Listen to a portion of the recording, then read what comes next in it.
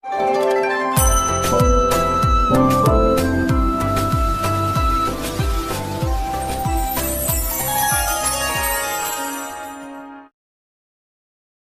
जगन्नाथ मु दिवाकर दास आपण मान प्रणाम करुच्चे। एवं सब आश्चर्य कथा भक्ति जो भाव में बढ़ुची मंदिर लोक मान संख्या से भाव में बढ़ुची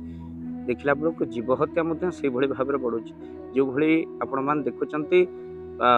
रजरे रजरे जहाँकि एवं न्यूज रे कहगला 5 कोटी टंकार मटन भुवनेश्वर खाई सारे गाँ गहली एमती भिड़ ये रजरे मटन खावाई जहाँकि गोटा गोटा कि छेली हत्या करा जो विकटाल रडी करुँच छेली जीवन विकल से रक्त मांस को आम खाई चली भक्तबंधु महापुरुष 600 वर्ष तले लिखिते ग्रंथर नाम कहीदे आपण मैंने भावुवे जे मालिकार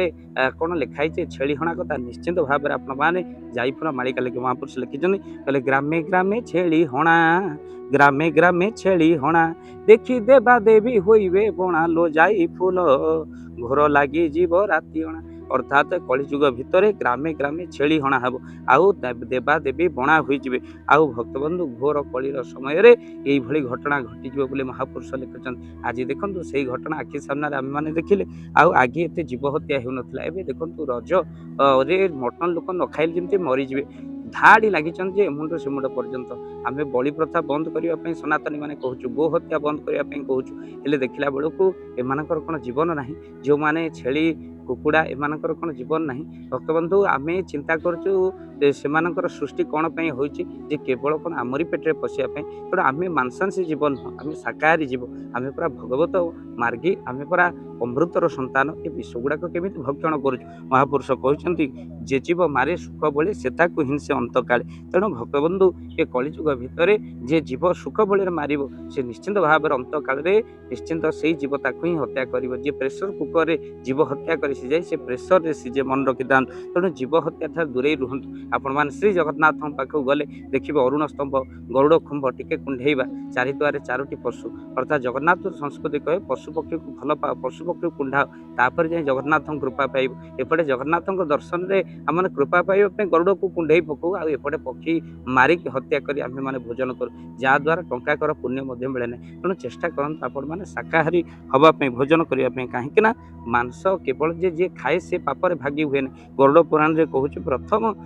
जी बिकिला वाला सी पापरे भागी हुए जी मारिला वाला सी पापरे भागी हुए जी देखिला वाला सी पापरे भागी हुए जी मांस किणिला सी पापरे भागी हुए ता सहित जी मांस खाइला सी पापरे भागी हुए जी मांस नहीं आसिला रांधिला सी पापरे भागी हुए भक्तबंधु यही भाव में 8 जन पापरे भागी हुए आउ जहाद्वारा आम मैंने घोर नरक को जाऊ जीव हत्या कर रक्त मांस आम भोजन करवा ये मनुष्य नुह आम शब को छुईले आम मैंने व्रत बदलू शब छुईले मारा बोली कहू किंतु एथले पशुपक्षी शब को हत्या कर भोजन करूँ तेणु भागवत स्पष्ट भाव लिखा जो मैंने भागवत पढ़ती से बिल्कुल आमिष खाइबा कथा नुह कहीं भागवत स्पष्ट भाव लिखाई कौन ना मध्य मांस भक्षण सुरापान ए नुहे मनुष्य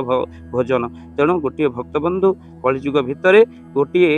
ढोल बजाली जिते ढोल बजाए से गोटे छेलीटी दौड़ी आसे यही समय भितर ढोल बजाली छेलीटी को कहला जा मो ढोल बजा तोते कौन एत भल लगुच तू मु पलि आसुचु मुझे ढोल बजाऊँगी यही समय भितर छेलीटी कहला ना मुझे आसुनी मु आसुची ये जे कि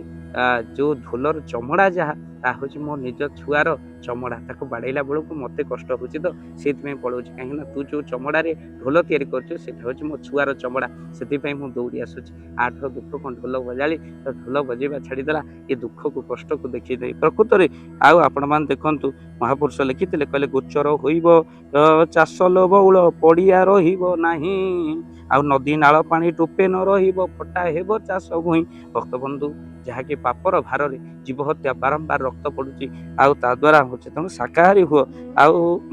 जीव हत्या करना गोटे छेली हसुची यही समय भितर कंसे पचारा अरे तू हसुचु कहीं ते तो मारिक मांस बिकापी नौ छेली कहला मु घास खाऊँगी से मु कटा हो तुम मत खाऊच तुम कष्ट कौन हम एक कथा निश्चिंत समय विचार कर भक्तबंधु निश्चिंत भाव में आपण मैंने वीडियो को शेयर करंतु आपको निवेदन करुच्ची जीव हत्या ठार दूरे रुहतु कहीं ये मनुष्यर भोजन जो मैंने जीभरे पानी पियंती से माने मांस भक्षण कर जो मैंने प्रकृत में मनीष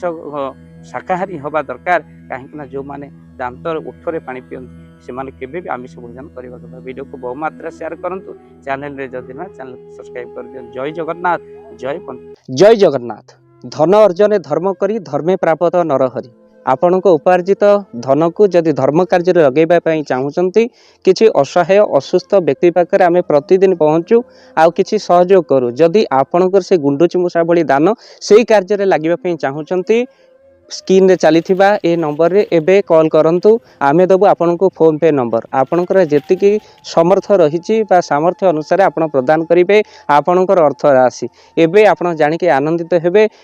ଗୋଟିଏ ଆମ୍ବୁଲାନ୍ସ କିଣାଯାଇଛି କେବଳ ରୋଗୀ ସେବା ପାଇଁ। ଯଦି ଆପଣଙ୍କର କିଛି ଅର୍ଥ ସେ ଆମ୍ବୁଲାନ୍ସ ପାଇଁ ଆପଣ ସହଯୋଗ କରିବା ପାଇଁ ଚାହାନ୍ତି ତ ଏବେ କଲ୍ କରନ୍ତୁ ଏହି ନମ୍ବରରେ। ଆପଣଙ୍କୁ ଅଶେଷ ଅଶେଷ ଧନ୍ୟବାଦ। ଜୟ ଜଗନ୍ନାଥ।